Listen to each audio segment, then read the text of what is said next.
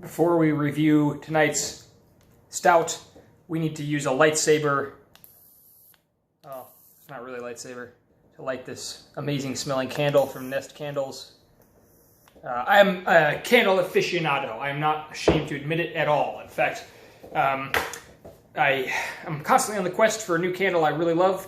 This video is about beer, just in case you're wondering, but it's also about the experience of drinking great craft beer and enjoying it. And for this one, I am going to be drinking the Nations Devout Imperial Milk Stout, and this is their Creme Brulee variation. So why does the candle have anything to do with it? Well, this candle is like one of the ultimate winter candles. It smells, I swear to God, like there's a fresh pine tree growing in your room, and like snow is cascading down off of it, and there's like a wolf howling at the moon and bringing you warm blankets in its jaws. It's like one of the best candle smells ever, and I thought it would just go perfect with this Imperial Milk Stout that I'm so excited about. I mean, just look at this. It looks like stained glass. Well, that fits with the Devout title, right? I mean, I just now made the connection. Sorry, that's kind of embarrassing. Three Nations Brewing Company made I think my favorite beer of 2020. I guess it's one of their core beers. I don't see it a whole lot now that summer's over, but it's called the Sucker Punch Watermelon Sour. It's a sour Berliner Weiss, and it is remarkable. As they say in their copy for it, a beer best tasted, not described. Well, it is made with sour punch straws, watermelon sour punch straws, and my mouth is watering just thinking about it. This was one of the most refreshing, delicious, sour summer beers it was the most, it's not one of it, the most. I think the beer that I spent the most time and effort getting as many as I could because I couldn't find them in the stores anymore. And that was this brewery that I'm about to try another one of their beers. So I consider them a master of a dessert beer on the basis of that one Berliner Weiss. Now, I might be wrong to trust them so much, but I think I'm in good hands to do an exotic, decadent beer like a Creme Brulee Imperial Milk Stout. It says, the creme de la creme of Imperial Milk Stouts. This brew is filled with notes of toffee, chocolate, caramel, vanilla, and roasted coffee. A beer devoted to our calling, divine taste, true to tradition. Brewed and canned by Three Nations Brewing Co. in Carrollton, Texas. So it's ABV 8.3%. I've been drinking 12 and 13% Imperial Stouts off and on for the last few nights. And so this actually, that doesn't seem much at all, but still a strong beer. And just for reference, they also do, I think, 3 other variants of this beer. There's a horchata version, Mexican hot chocolate version, and a marzipan version. So if I like this one, you better believe I will get all 3 of those others when I get a chance. It is quite cold right now. I took it out of the fridge just moments ago, right when I started the video. The only other thing I'm looking for is a date. Not that it really matters so much for an Imperial Stout, but it's an Imperial Milk Stout. I was just curious when it was canned. But like so many other times, I'm afraid on this single, I'm not going to be able to find it. It might have been on the box or the packaging somewhere else. I say let's get into it. Let's try it. I am so psyched. I'm expecting a sweet dessert beer, and so, sorry, let's get this guy open.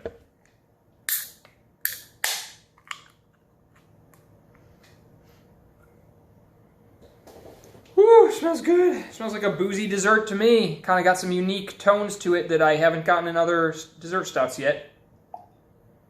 Real thick, heavy feeling already. I like to talk about the experience, right? So this feels like a heavy, thick, it smells almost yogurty. And I do like yogurt, like thick Viking vanilla yogurt. Oh wow, that smells remarkably good. Oh, incredible. Chocolate. Oh, caramel. That's something I haven't got. Oh, just mouth-watering, like you're chewing on a caramel just by smelling it. Oh, there's even like coconut, like flaked coconut notes, like icing. Woo, this smell on this is, oh, I just got goosebumps. It literally raised the hair on my arms, how good this smells. Wow, that's a new one.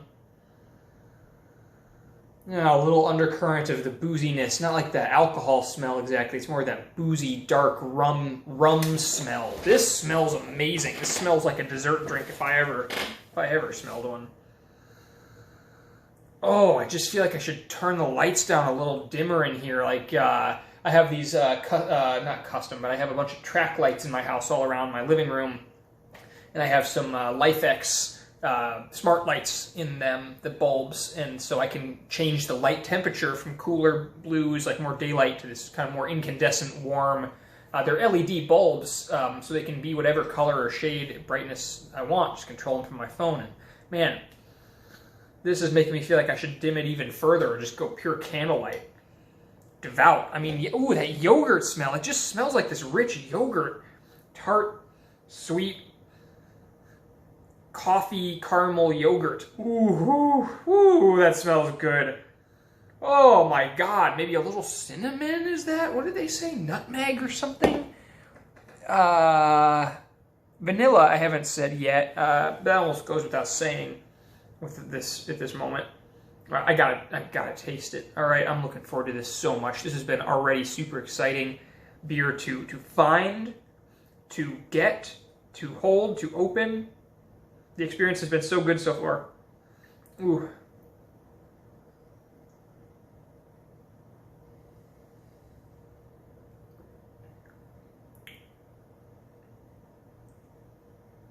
Interesting. Mouthfeel excellent. It's almost like just this, it almost feels like melted dark chocolate across my tongue or something. There's almost like, I almost got like a, my brain is almost filling in that gritty, cocoa powdery feel that you sometimes get from real dark, bitter chocolate. It's not actually there. This is just but it almost, my brain almost imagined this melting chocolate sensation and gritty cocoa sensation. It was nice. I'm not complaining. It was nice. Oh, it's good.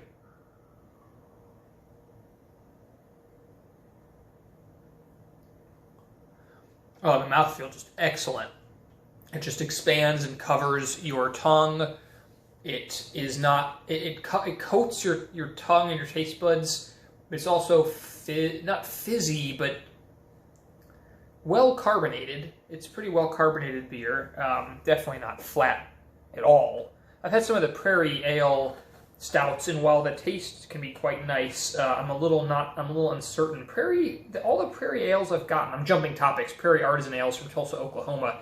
I go back and forth. I love them in some ways, can't stand them in other ways. One complaint I have is that I never really agree with the level of carbonation and thickness that each of their beers is done at. I constantly feel like I like the taste, but not the level of carbonation, or vice versa. Anyway, it's a back and forth, because they make interesting sours, they make interesting stouts over at Prairie Brewing. So I keep wanting to, I keep trying them. I like their packaging. I like the company. I like the beers. I don't like every single one, and then I love some of them, and I kind of hate. Nah, I've never hated a beer by Prairie Ales. Never. There have been a couple I know I would definitely not get again as soon as I taste them, but I still haven't hated them. Maybe just not to my taste. And then there's a couple. I'm thinking of it's got a sunflower on it. It's like their basic Saison type farmhouse ale, golden something or something. That one's real good. It grew on me quite a bit. So the standard, Prairie Artisan Ales standard, I think that's what it is. Their farmhouse ale. Grew on me quite a bit over the course of the 6-pack or whatever I got. So this can easily be a dessert for someone who likes stouts and dark beers. It is not dessert tasting to most people's standards. It's not sweet. You taste it's like they took all the flavors and abstracted them. It's not like you're tasting a sweet creme brulee, but you're tasting the echo of a creme brulee. You're tasting the impression of a creme brulee. And it's good. It's good. I mean, it's still a beer. I use that phrase, right? Because I picked it up from my girlfriend, who's not nearly as much into the taste of beer as I am, but she's game to try. I applaud her for trying new tastes on a regular basis and trying to develop her palate just like I'm doing. I mean, it's fun to work on it together. Now, she says from time to time, she's like, yeah, that is good, but still a beer. And that's kind of our shorthand for like, you know, it's still got that taste I don't really like. It's still a beer. It's not a dessert. They advertise it as being a sour. Yeah, it's sour, but it's still a beer. This is still very much a beer. It's bitter, malty, roasty. Ale is what it is.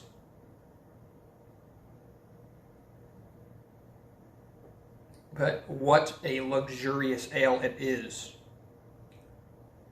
I could even do this one at a higher ABV, but you know, it is nice where it is, actually. It's not bad at all. It's a nice blend. It's strong. You know it's strong. You're going to be sipping this anyway. No one's going to be slugging this back. No one would.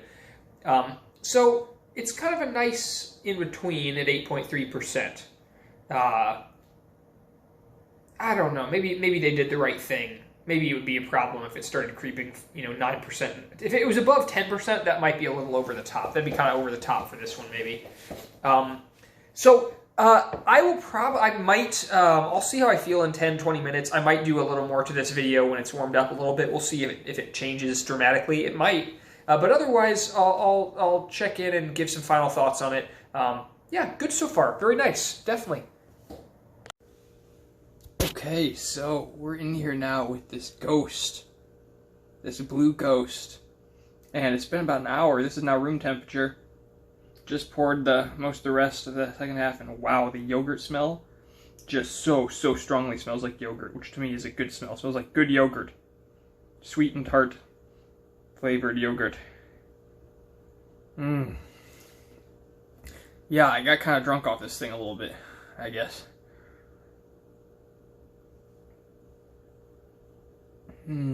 Caramel. Yeah, wow, the taste just everywhere. Dark. It's like dark brown taste. Like coffee and caramel and toffee and like earthy, woody. It doesn't taste like a beer really anymore. It tastes like some strange soda. I don't know. Not like sweet. Bitter. It's bitter, but I don't know. I guess just so much of that taste just masks that alcohol. Anyway, wrapping this up. The Three Nations Creme Brulee Seasonal Imperial Milk Stout. It is very nice. I've been getting to try some really, really good stouts lately. Some of the dessert stouts, the imperial stouts, have really been knocking my socks off. This one's up against some really stiff competition, and I think it performs pretty well, honestly. I wouldn't say it's my number one favorite, but I think I said before in a different video that there's like the number one right now, I guess, is the Tupps full-grown Scallywag Stout with the coconut. And that one is barrel-aged, and that is still number one right now, I think, top tier one. Then this is going to be somewhere around the middle of tier two, this one I'm drinking now, which means it's either really good, but kind of too unique, too weird to be like a standard for me, or it's kind of a standard, a good standard of that style, but it's not quite as good as a different one I've found that's also a good standard. Hey, by the way, as I'm getting close to signing this one off, my girlfriend found me a bottle of the Maine Beer Company Stout, the Fall Coffee Stout. I am just super thrilled because I missed my chance to get it before, so I'm hoping it's still in good shape, hasn't been abused, this bottle, too much, but so that's me coming up soon. I can't tell you how excited I am.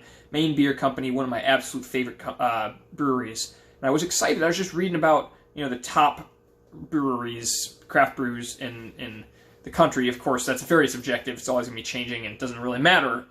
But I was happy and not surprised to see, as I got near the end, Maine Beer listed as the third. I don't have any loyalty to them other than they're extremely good, and I like what they're doing. And so, anyway, I'll be looking forward to that. For now, if you like this kind of stuff, Mr. Ghost says subscribe because it helps Christian, and and like or comment or whatever you're willing to do. I look forward to the next video and hearing from you. Just got tons and tons of great stuff in the fridge, and it's still coming up, mostly a lot of stouts, a lot of IPAs, but I've also realized I've kind of got a couple weird ones. There's 5 or 6 in there that are just weird, strong ales. There's some real weird bottles of bigger stuff, some Jester King, all sorts of stuff in the fridge. So I'm going to keep reviewing them as fast as I can do this without, I mean, I guess quarantine still continuing to be a good time to launch this kind of project, all right? Hope you're all staying safe, by the way. Stay safe and sane. So take care of yourselves, and I'll see you in the next review.